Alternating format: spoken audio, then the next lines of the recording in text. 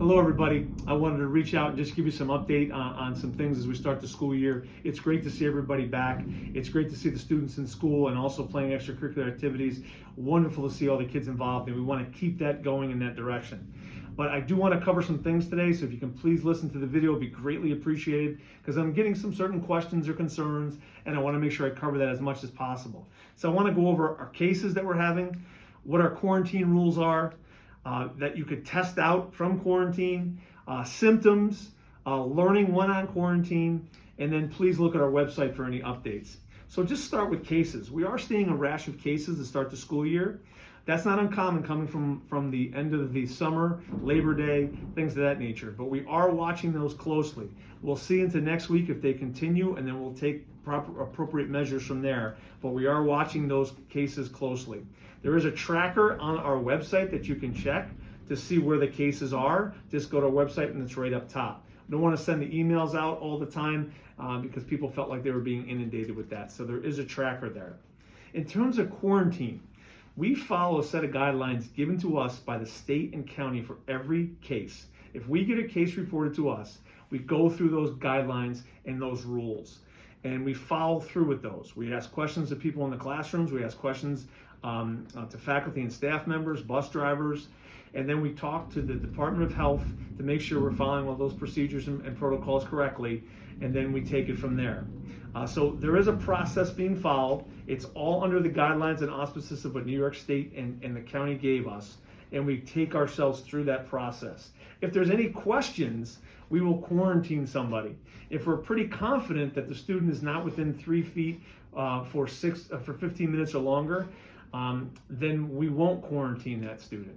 So there is a process that we follow, and it's very regimented in what we do once we find out that there is a case.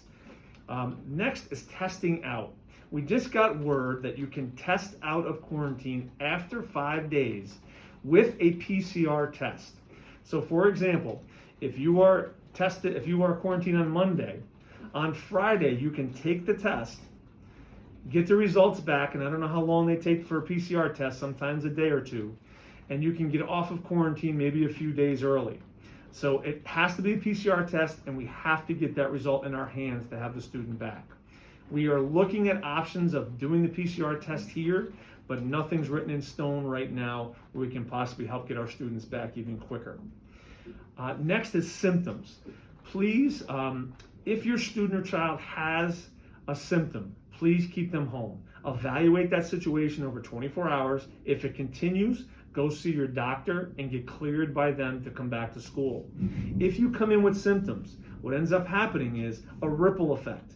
If that person has symptoms, a student has symptoms, and then has tested positive, we now have to quarantine all of those students and people who are around them when maybe it could have been helped if they stayed home or got tested earlier. So please pay attention to the symptoms and keep your child home if that happens. Learning when on quarantine. This isn't a remote option like last year. We don't have that remote option. What we have right now is very similar to if a student was out on a medical or if a student was suspended, for example. What we'd have is an hour worth of tutoring at the elementary level and 2 hours worth of tutoring at the high school, middle school level.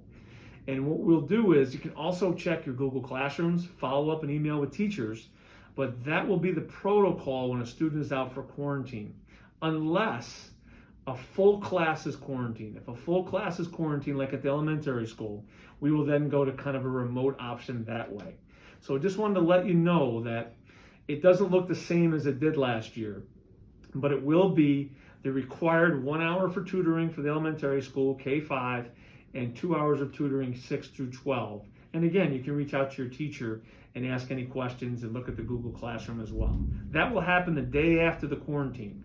As you can imagine, if once we get the information on the quarantine and it's Monday and it's 9 o'clock in the morning, by the time we gather all the information, get all the information out, get tutors and set up that schedule, it's going to take us the rest of that day. So it'll happen starting the next day. So please check your emails and please check phone calls that we leave you regarding this. And again, please check the website for updates because there will be consistent updates on things that might occur. We hope we can push through these rash of cases. We hope we can keep moving forward, and we'll monitor these things as they go. And again, it's so glad to have everybody back. Thank you.